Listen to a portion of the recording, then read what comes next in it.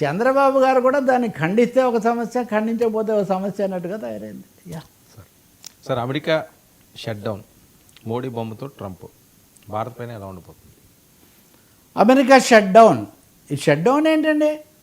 ప్రపంచాన్ని అంతా మేము మూసేస్తాం, నేను చెప్పినట్టే జరగాలని చెప్తుంటే అసలు అమెరికా షట్ డౌన్ అయిపోతున్నది. ఇప్పుడు అమెరికాలో బడ్జెట్, ఆ నిధులు కేటాయింపులు వాటికి సంబంధించి వాళ్ళ కాంగ్రెస్లో డెమోక్రాట్స్, రిపబ్లికన్స్ ఆ ఓటింగ్లో పాల్గొంటేనే వీళ్ళకి మెజారిటీ కూడా కొంచెం తక్కువ ఉంటుంది.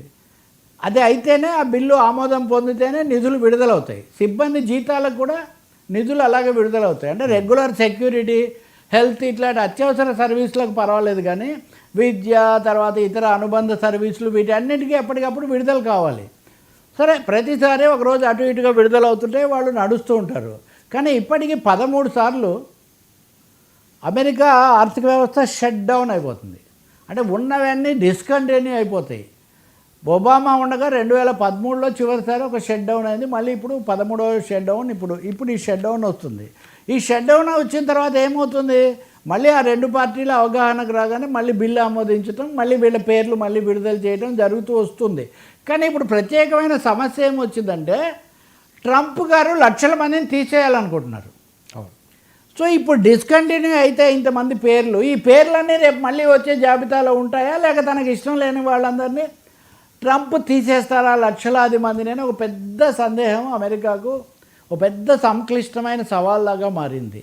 రెండవది, రిపబ్లికన్స్కు డెమోక్రాట్స్కు సమస్యగా మారిన ఒక ముఖ్యమైన అంశం హెల్త్, ఆరోగ్యపరమైన సహాయానికి సంబంధించిన విషయంలో కూడా నేను కోత కోస్తానని ట్రంప్ భీష్మించుకొని కూర్చున్నాడు.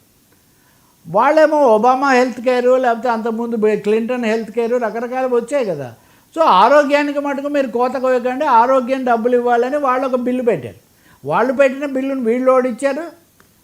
నిన్న సెప్టెంబర్ 30వ తారీఖున వీళ్ళు పెట్టిన బిల్లును వాళ్ళు ఓడిచ్చారు. సో ఇప్పుడు అమెరికా ఎకానమీ అన్నది, లేకపోతే అమెరికా వ్యవస్థ, పాలనా వ్యవస్థ ఒక ప్రతిష్టంభనలో ఉంది. ఇప్పుడు అంత సులభంగా పరిష్కారం అవుతుందా? ఉదాహరణ, గతసారి 16 రోజుల పాటు ప్రతిష్టంభన కొనసాగింది. ఇప్పుడు అంతకంటే ఎక్కువ ఉంటుందేమో. ట్రంప్ హయాంలో అన్ని తలకిందులుగా, అడ్డగోలుగా, అరాచకంగా జరుగుతున్నాయి కదా. ఈ అరాచకము, ఆర్థికమైనటువంటి సంక్షోభం కలిసి ఎక్కడి దారి తీస్తాయి ఇవి అని ఒక పెద్ద ఆందోళన. అమెరికాను డాలర్ ఆధారిత ఆర్థిక వ్యవస్థ కదా ప్రపంచం అంతా. అమెరికాలో వచ్చే పరిణామాలు మన స్టాక్ మార్కెట్ల మీద ఎట్లా ప్రభావం చూపిస్తాయి, మన బంగారం రేట్ల మీద, మన ఉద్యోగాల మీద, కుటుంబాల మీద ఏం ప్రభావం చూపిస్తాయని ప్రపంచం చాలా ఆందోళన చెందుతూ ఉంది. వాళ్ళైతే ఇప్పటివరకు మేము భీష్మించుకొనే ఉన్నారు. రేపు 3వ తారీఖున మళ్ళీ ఒక మధ్యస్థరంగా ఒక రికన్సిలేషన్ ప్లాన్తో వెళ్తామని రిపబ్లికన్స్ అంటున్నారు. కానీ డెమోక్రాట్స్ మటుకు మేము బలపరచబోము అని వాళ్ళు చెప్తున్నారు. మోడీ బొమ్మ ఇక్కడ ఎక్కడ వచ్చిందంటే, ఈ సమయంలో ట్రంప్ గారు ఒక ట్వీట్ విడుదల చేశారు.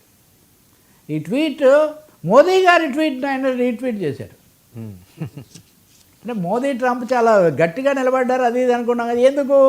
గాజా మీద నిన్న మనం చర్చించిన ప్లాన్, గాజా ప్లాన్ను అతివేగంగా రెడీమేడ్గా బలపరిచింది మోదీ గారు. తర్వాత పాకిస్తాన్. సో మోదీ కూడా నన్ను బలపరిచారు చూడండి అని ట్రంప్ గారు ఈ మోదీ బొమ్మతో దీన్ని విడుదల చేశారు.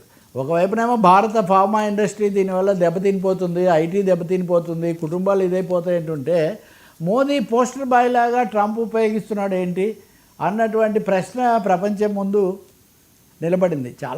చాలా ఎప్పుడూ చూడనంత విడ్డూరమైన పరిస్థితి విశ్వం ఎదుర్కొంటుంది. Sir thank you so much Rao garu. ఇది ఈనాటి